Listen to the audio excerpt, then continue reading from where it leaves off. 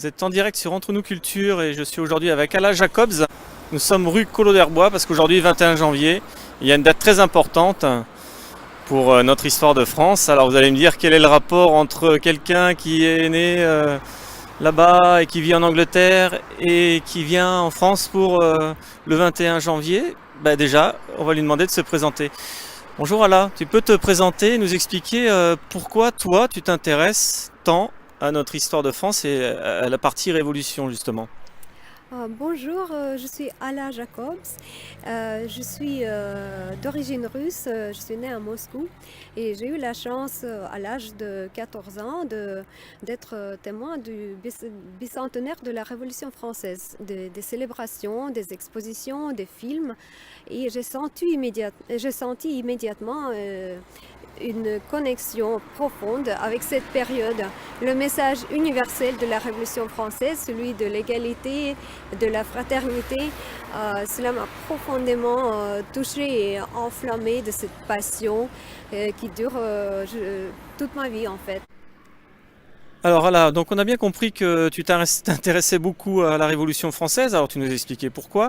Aujourd'hui on est le 21 janvier, est-ce que tu peux redire à tout le monde pourquoi c'est une date importante ? Le 21 janvier est très important pour tous les républicains. C'est la date où la République l'instauration de la République devient définitive avec l'exécution de Louis XVI, qu'on appelle à l'époque le dernier tyran. Donc la République à cette époque a déjà été proclamée dès le début de la Convention nationale le 21 septembre 1792. C'est le député Collot d'Herbois qui fait la motion de l'abolition de la royauté et le lendemain c'est le Rochelet Billaud-Varenne qui demande que tous les actes officiels soient datés désormais de l'an premier de la République. Donc ces deux motions, ces deux décrets sont la fondation de la République. Mais c'est avec l'exécution de l'ex-roi que on passe le point tournant de la Révolution, on embrasse vraiment la République et on renonce à la monarchie. Alors continuons notre voyage dans cette histoire de France, dans une période bien troublée mais avec la naissance de la République. Est-ce que tu peux nous dire pourquoi le lien est très important avec La Rochelle et pourquoi tu as tenu à remettre à un député quelque chose ce week-end je crois ? Un voyage à La Rochelle, vraiment symbolique pour moi. D'abord, c'est une ville véritablement révolutionnaire. Elle est restée révolutionnaire même pendant la réaction thermidorienne. Et c'est une ville qui honore les révolutionnaires dans les noms de ses rues. Et elle est presque unique en France en ce sens d'aller aussi loin qu'on aurait plusieurs révolutionnaires moins connus. En plus, c'est ici à La Rochelle qu'on célèbre le 21 janvier, vraiment au sens de se réjouir de cette république qu'on a choisie. Et j'ai eu le bonheur de me trouver parmi les amis vraiment républicains qui fêtent cette date. Et j'ai eu en plus l'honneur de rencontrer le député Olivier Falorni.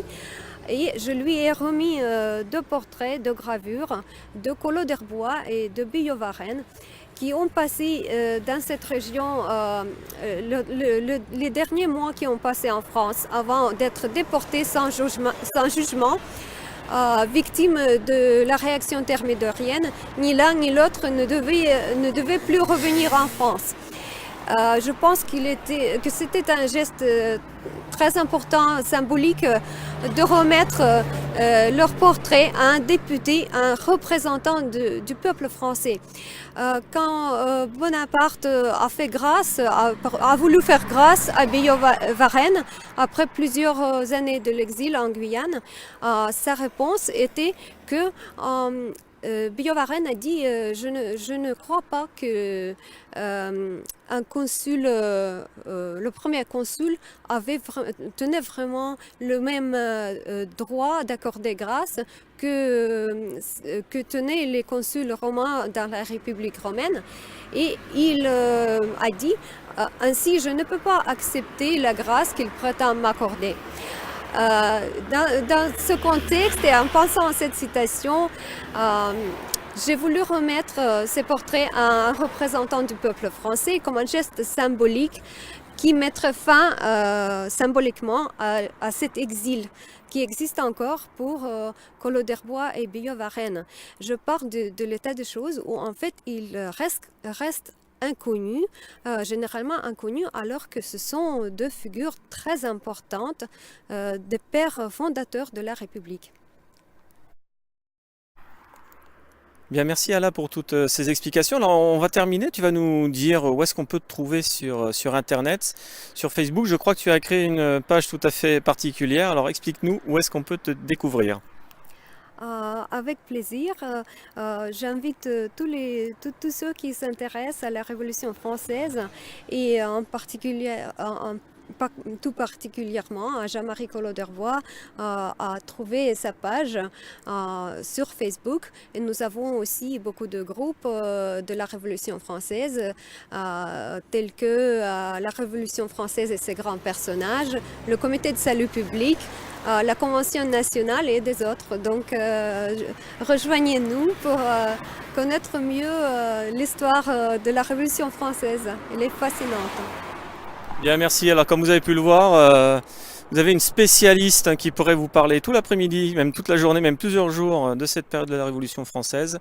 Et vous pouvez découvrir son site, vous pouvez aller directement sur sa page personnelle, Ala Jacobs, ou alors découvrir le site qui s'appelle Collot d'Herbois sur la page Facebook. Et vous aurez plein d'informations. Merci.